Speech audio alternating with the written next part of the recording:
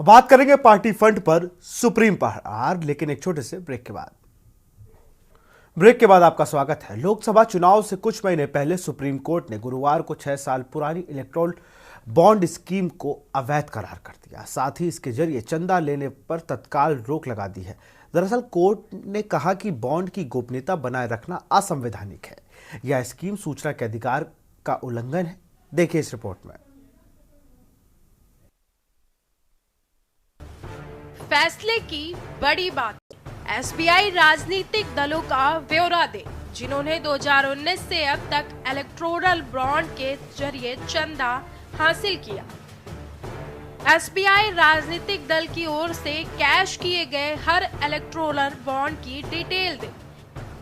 Cash करने की तारीख का भी ब्यौरा दे। एसबीआई सारी जानकारी 6 मार्च 2024 तक इलेक्शन कमीशन को सौंप दे।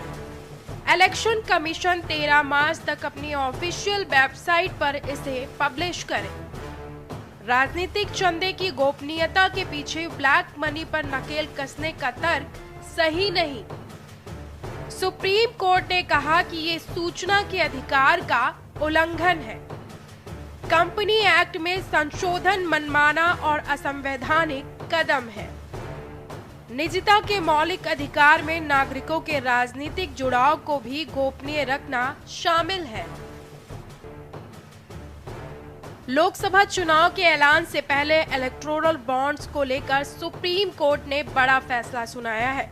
दरअसल सुप्रीम कोर्ट ने चुनावी बॉन्ड को अवैध करार देते हुए एक नए बॉन्ड की खरीद पर रोक लगा दी है। कोर्ट ने कहा है कि इलेक्टोरल बॉन्ड सूचना के अधिकार का उल्लंघन है। वोटर्स को पार्टियों की फंडिंग के बारे में जानने का पूरा हक है। 5 जज justice DY Chandrachud, justice Sanjiv Khanna, justice BR Gavai, justice JB Pardiwala और जस्टिस मनोज मिश्रा की बेंच ने सर्वसम्मति से ये फैसला सुनाया है। चीफ जस्टिस ने कहा कि पॉलिटिकल प्रोसेस में राजनीतिक दल अहम यूनिट होते हैं। पॉलिटिकल फंडिंग की जानकारी वो प्रक्रिया है जिसे वोटर्स को चुनावी फंडिंग के बारे में जानने का पूरा अधिकार है, जिसे मतदान के लिए सही चयन किया जा सके। क्या होते हैं इलेक्टोरल बॉन्ड? साल 2018 में इस बॉन्ड की शुरुआत हुई। इसे लागू करने के पीछे का मत था कि इस राजनीतिक फंडिंग में पारदर्शिता बढ़ेगी। व्यक्ति, कॉरपोरेट और संस्थाएं बॉन्ड खरीदकर राजनीतिक दलों को चंदे के रूप में पैसे देती थी। राजनीतिक दल इस बॉन्ड को बैंक में भुनाकर रकम को हासिल करते थे।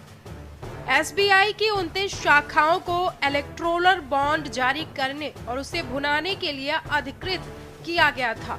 ये शाखाएं नई दिल्ली, मुंबई, कोलकाता, चेन्नई, गांधीनगर, चंडीगढ़, पटना, रांची, गुवाहाटी, भोपाल, जयपुर और बेंगलुरु में स्थापित की गई थी। क्यों जारी हुआ था इलेक्टोरल बॉन्ड? चुनावी फंडिंग व्यवस्था में सुधार के लिए सरकार ने 2018 में इलेक्टोरल बॉन्ड की शुरुआत की। 2 जनवरी 2018 को तत्कालीन मोदी सरकार ने इस बॉन्ड स्कीम को अधिसूचित किया था। इलेक्टोरल बॉन्ड फाइनेंस एक्ट के तहत 2017 में लाए गए थे। ये बॉन्ड साल में 4 बार जनवरी, अप्रैल, जुलाई और अक्टूबर में जारी किए जाते हैं। इसके लिए ग्राहक बैंक की शाखा में जाकर या उनकी वेबसाइट पर ऑनलाइन जाकर इसे खरीद सकते हैं। कोई भी डोनर अपनी पहचान छुपाते हुए स्टेट बैंक ऑफ इंडिया से 1 करोड़ रुपए तक मूल्य के बॉन्ड्स को खरीदकर अपनी पसंद के राजनीतिक दल को चंदे के तौर पर दे सकता है। ये व्यवस्था दानकर्ताओं की पहचान नहीं खोलती है और इससे टैक्स में भी छूट मिलती है। आम चुनाव में कम से कम 1% वोट हासिल करने वाले राजनीतिक दल को ही इस बॉन्ड से चंदा मिल पाता है। आपको बता दें कि सुप्रीम कोर्ट ने कहा है कि नागरिकों को ये जानने का पूरा अधिकार है कि सरकार के पास पैसा कहां से आता है और कहां जाता है। कोर्ट ने माना कि गुमनाम चुनावी बॉन्ड सूचना के अधिकार और अनुच्छेद 19(1)(a) का उल्लंघन है। सीजीआई ने फैसला सुनाते हुए कहा है कि इलेक्टोरल बॉन्ड के अलावा भी काले धन को रोकने के दूसरे तरीके हैं। अदालत ने कहा है कि बॉन्ड की गोपनीयता जानने के अधिकार के खिलाफ राजनीतिक दलों की फंडिंग के बारे में जानकारी होने से लोगों को मताधिकार का इस्तेमाल करने में अस्पष्टता मिलती है। To the electoral bond scheme and the amendments introduced to the provision of the Income Tax, the Representation of the People's Act, and the Companies Act, and the RBI. There are two opinions of this court, one authored by myself for Honorable Justice Gawai, Justice Pardiwala, and Justice Manoj Mishra, another authored by Honorable Justice Sanjeev Khanna. Both opinions of this court arrive at the same conclusion, though there is a slight variance in the reasoning which has been adopted. The present batch of petitions raises the following issues. A, whether the non-disclosure of information on voluntary contributions to political parties according to the electoral bond scheme and the amendments to section 29C of the Representation of People's Act. फैसला सुनाते हुए CGI ने कहा है कि राजनीतिक दलों की फंडिंग की जानकारी उजागर न करना मकसद के विपरीत है। एसबीआई को 12 अप्रैल 2019 से लेकर अब तक की जानकारी सार्वजनिक करनी होगी। एसबीआई को ये जानकारी चुनाव आयोग को देनी होगी। ईसी इस जानकारी को साझा करेगा। एसबीआई को 3 हफ्ते के भीतर ये जानकारी ईसी को देनी होगी। सीजीआई डीवाई चंद्रचूड़ की अध्यक्षता वाली 5 जजों की बेंच ने 3 दिन की सुनवाई के बाद 2 नवंबर 2023 को इस मामले में अपना फैसला सुरक्षित रखा था। इसे लेकर 4 याचिकाएं दाखिल की जा चुकी थीं। याचिकाकर्ताओं में association for democratic reforms, Congress नेता जया ठाकुर और सीपीएम शामिल हैं। वहीं केंद्र सरकार की ओर से अटॉर्नी जनरल वेंकटरमणी और solicitor general Tushar Mehta supreme court में पेश हुए थे। सीनियर एडवोकेट कपिल सिब्बल ने याचिकाकर्ताओं की तरफ से पैरवी की थी। ये जो फैसला हुआ है सुप्रीम कोर्ट का, अपने आप में बहुत ही ऐतिहासिक फैसला है और कहीं ना कहीं हमें सूरज की किरणें दिखने लगी हैं।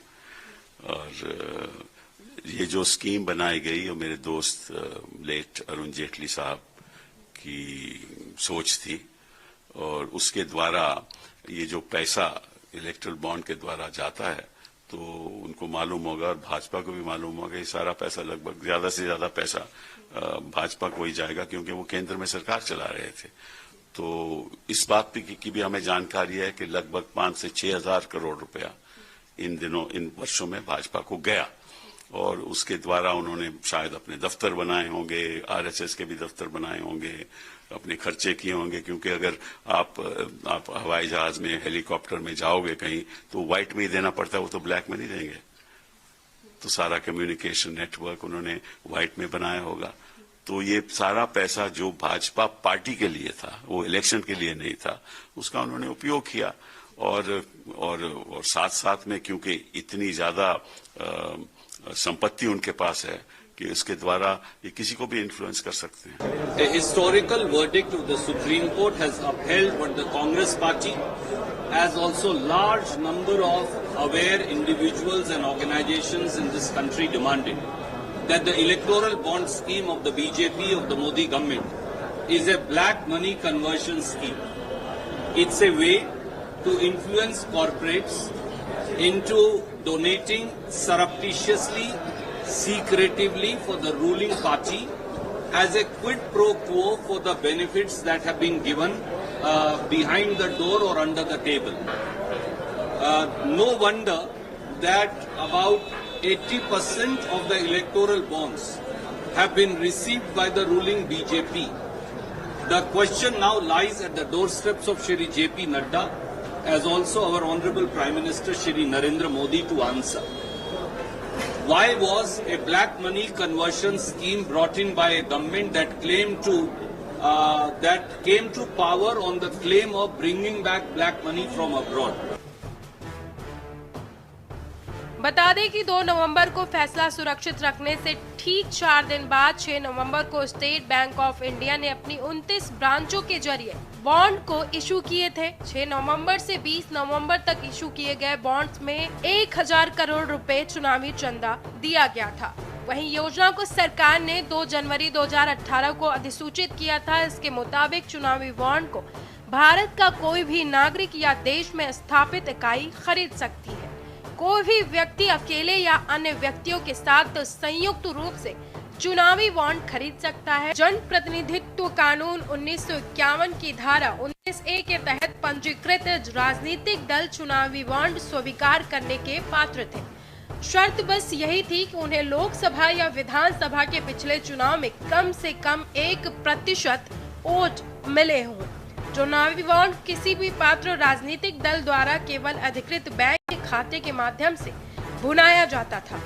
बॉन्ड खरीदने के पखवाड़े भर के भीतर संबंधित पार्टी को उसे अपने रजिस्टर्ड बैंक खाते में जमा करने की अनिवार्यता रखी गई थी। अगर पार्टी इसमें विफल रहती है तो बॉन्ड निरर्थक और निष्प्रभावी यानी रद्द कर दिया जाता था।